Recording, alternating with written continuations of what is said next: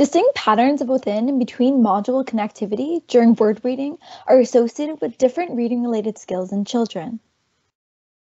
Reading relies on several distinct cognitive functions, each of which require the processing of information within and the transfer of information between broadly distributed cortical systems. The system associated in single-word reading are distributed among several canonical large-scale networks.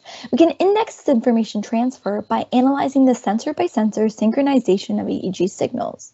If we model this communication as a graph or a network, we can use modularity analysis to first identify independent systems associated with distinct reading-related cognitive functions, and second, characterize how connectivity within and between these systems support the development of reading-related skills in children.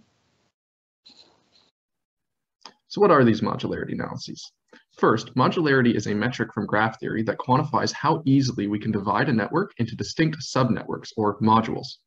Now, we can calculate modularity of a given partition of a network into modules, like we see here, by first looking at the connections that are greater than expected based on some specified null model, E in this term here, and then comparing the number of those connections that are within a module to the number of connections that are between the modules.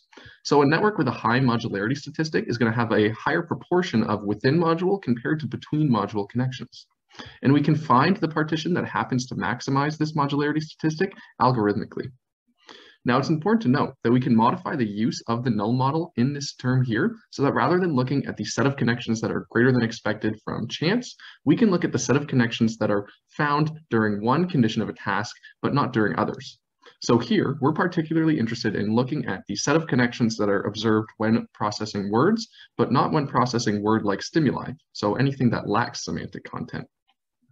So what changes in modularity do we expect to see as children's reading skills develop?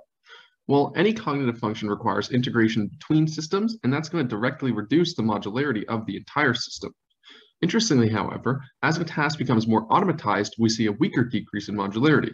So this effect here, where we see a decrease in modularity with cognitive effort, becomes less pronounced. This is explained by the neural efficiency hypothesis, which says that cortical systems will tend to limit any unnecessary communication as a process becomes more automatized. So, given that the automatized processing of single words is so important for reading, we suspect that these word-specific networks we're analyzing, again, where connections exist for words but not word-like stimuli, we expect them to show an increasingly independent configuration as children's reading skills develop. This leads us to three predictions. First, we expect these word-specific networks to have higher modularity. Second, higher within-module connectivity. And third, lower between-module connectivity as children's reading skills develop. So for our methods of our study, our sample included 72 children in grades 3 to 5. The children were given 4 standardized tests that measured vocabulary, sound processing, fluency, and reading comprehension, all fundamental skills important for reading development. A 32-channel EEG was recorded while participants viewed 60 word and word-like stimuli, in which the word-like stimuli lack semantic content. Standardized pre-processing steps were applied, and trials were filtered at 4 to 7 Hz, the theta frequency. A cross-trial phase-like index was calculated, leaving us off with sensor-by-sensor adjacency matrix for each time point, for each condition, for each participant. From these adjacency matrices, we then calculated global modularity over time relative to the baseline period for each of our 4 conditions. From these modularity over time waveforms, we identified peaks, and we selected time windows surrounding these peaks. We then created networks where the connectivity was seen for words within these time windows, but not word-like stimuli, and we analyzed whether the modularity of those networks was significantly greater than we might expect based on chance by analyzing its rank within a null distribution that we created using permutation testing. From any significant effects, we analyzed the modules that were driving those effects, and we correlated the connectivity within and between these modules with reading-related skills. Here you can see how modularity tended to change over time in each of our 4 conditions relative to the baseline period. The first thing you'll notice is that there was a distinct decrease in modularity regardless of condition during task processing. You'll also notice that this was particularly prominent at 2 distinct time windows, one from around 200 to 400 milliseconds and another from around 700 to 900 milliseconds. We found that the word-specific network created in this time window, where connectivity is seen for words but not letter strings, was significantly more modular than we might expect based on chance. It was in the 98th percentile of our null distribution. Next, we wanted to know, what modules were driving this effect Jonah was just talking about. And when I say modules, I mean sets of nodes whose mutual connections were stronger for words compared to letters at this 200 to 400 millisecond time window. We found that modules tended to overlap with sensors that were located at frontal, central, and posterior regions, as you can see here on the slide. Our first prediction is that we would see higher modularity in word-specific networks as reading skills increased. Indeed, we found that global modularity of these word-specific networks was positively correlated with vocabulary.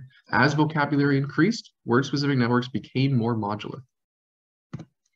Our second prediction was that we would see higher within-module connectivity for these word-specific networks alongside reading skills. In fact, within central modules, we found that increased connectivity was positively correlated with sound processing skills, and that within frontal modules, connectivity was associated with fluency skills. In relation to our third prediction, we believe that as children's reading-related skills develop, we'd see lower between-module connectivity in our word-specific network. In fact, if you take a look to the left-hand side of the screen, we found that children with higher vocabulary ability show less connectivity between frontal and central modules. However, if you take a look to the right-hand side of the screen, we see the reverse pattern, in that children with higher sound processing ability show more connectivity between central and posterior modules. So, do our word-specific networks become increasingly independent as reading skills develop?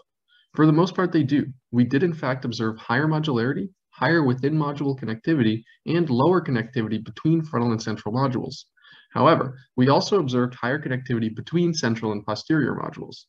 Now, it could be that we simply lacked a sufficiently wide age range and that certain changes of between module connectivity that we will observe as a process becomes automatized have simply yet to occur. It could also be, however, that reading is a qualitatively different process than those for which this automaticity-induced change has been observed before. Now, this might be plausible given the relatively recent advent of reading in evolutionary terms. So if you have any questions, please feel free to reach out.